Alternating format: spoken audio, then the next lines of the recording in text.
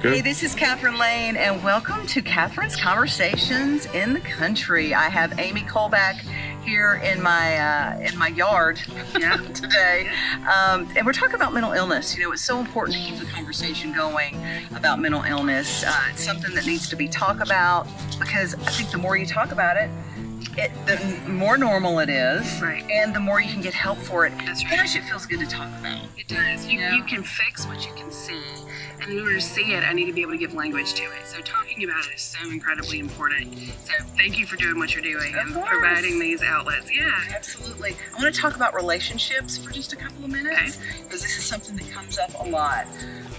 What do you do when you find yourself in a relationship with a narcissist? First of all, what is a narcissist? Which I'm not, by the way. I'm in a perfectly healthy relationship, but I know a lot of women, and men, basically. Yeah.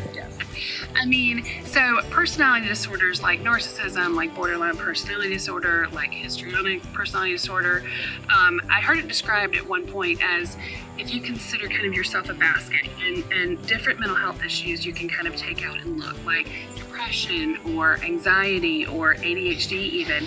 I can kind of take it out of my basket and analyze it and kind of look at it, maybe treat it, maybe even take it out completely. Personality disorders are kind of woven into the basket themselves, so it's really hard sometimes to separate what is my mental health disorder, what is this, and what is me, right? So it's really kind of hard to make that differentiation for both the people themselves and for the people in relationship with them.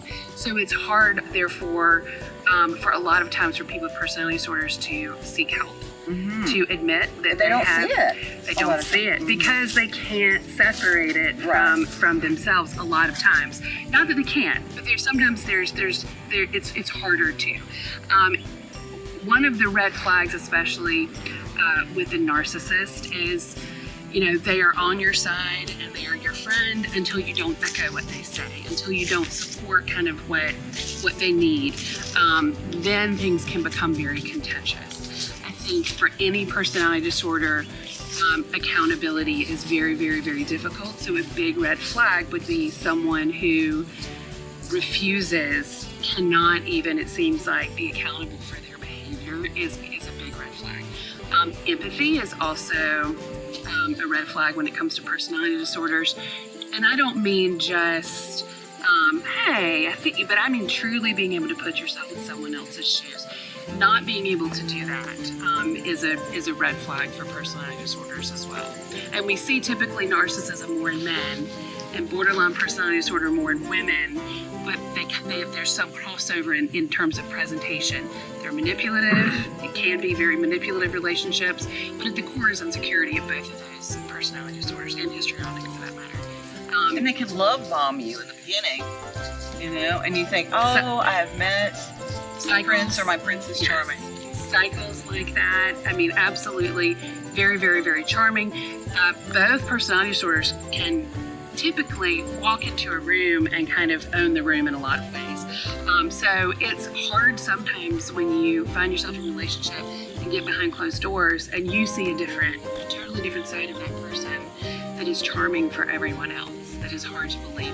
And the subtle manipulations of personality disorders can be really hard to report to somebody else, even just your friend. I knew someone once whose husband was a narcissist, and he would poke her and wake her up every night at the same night in the middle of the night, just so she couldn't get a full night's sleep for decades.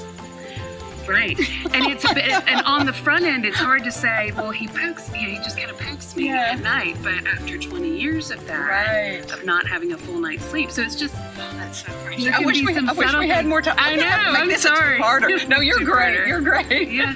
This is great. Thank you, Amy. Absolutely. We got to continue this another time. Thanks, y'all. Be well.